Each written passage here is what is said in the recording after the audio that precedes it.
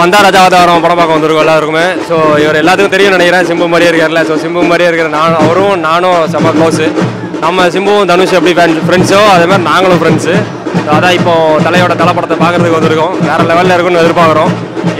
படம் ஃபுல்லாக ரிவ்யூ இவர் தான் சொல்லணும். படம் வந்து உண்மையிலே வந்து சிம்புனாக்காக இவ்வளோ பேர் இருக்காங்க. ஸோ கண்டிப்பாக படம் வந்து சக்ஸஸ் ஆகும். அவரை பார்க்குறதுக்கு தான் வந்திருக்கேன். நான் என்ன பார்க்கல, அவர் நேரில் பார்க்கல. ஸோ வந்து படம் உண்மையிலே வேறு லெவலாக இருக்க போகுது. நீங்கள் வந்து எவ்வளோ பிரச்சனையை கொடுத்தாலும் எவ்வளோ இதுனாலும் நாங்கள் அவருக்காக நிற்போம். அவ்வளோதான், வேறு எந்த பிரச்சனையும் இல்லை. இவருக்கு படம் பார்க்குறாங்களா இல்லையா, இவருக்கு எஸ்டிஆரை பார்க்கணுன்ற அவ்வளோ வெறி. அந்த ஒரு ரீசனுக்காக தான் மெயினாக 3 மணிலேருந்து வெயிட் பண்ணிட்டு இருக்கோம். இப்போ படம் பார்க்குறோமா இல்லையா, எஸ்டிஆர் அன்னைக்கு பார்த்துட்டு தான் போகிறோம் அப்படின்ற வெயிட்டிங்.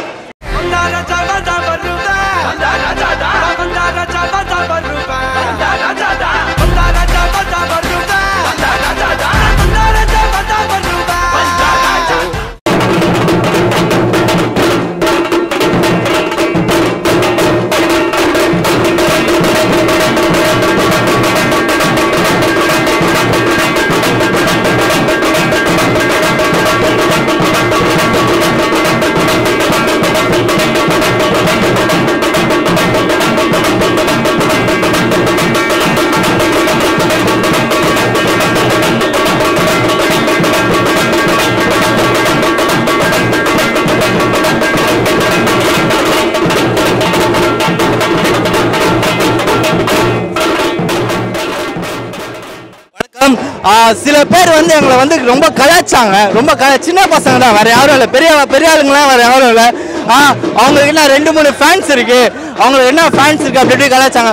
தயவு செஞ்சு அவங்க எல்லாம் செல்லங்களா வந்து கொஞ்சம் பாருங்க. ரோகிணி தேட்டர் தான் இது, கோயம்பேடு பக்கத்துல தான் இருக்கு. வந்து பாருங்க எங்க அண்ணனுக்கு எவ்வளவு ஃபேன்ஸ் இருக்குன்னு பாருங்க. அதுக்கப்புறமேட்டு நீங்க பேசுங்க, சரிங்களா? அத்த 10 வருஷத்துல தமிழ்நாட்டில் யார் இருக்க போறா பாருங்க, அப்ப நீங்க சொல்லுங்க. புரியுதுங்களா? எங்க அண்ணன் தான், அடுத்தது எஸ்டிஆர் மட்டும் தான் முதலமைச்சர்.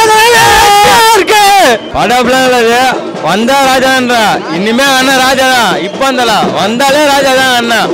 படம் ஓடுது, வெற்றி வாங்குறான், சந்தோஷமா இருக்கிறான். படம் பார்க்க அவ்வளோ 2 மணிலேருந்து இருக்கிறான். இங்கே தான் எப்போ சொல்லிட்டு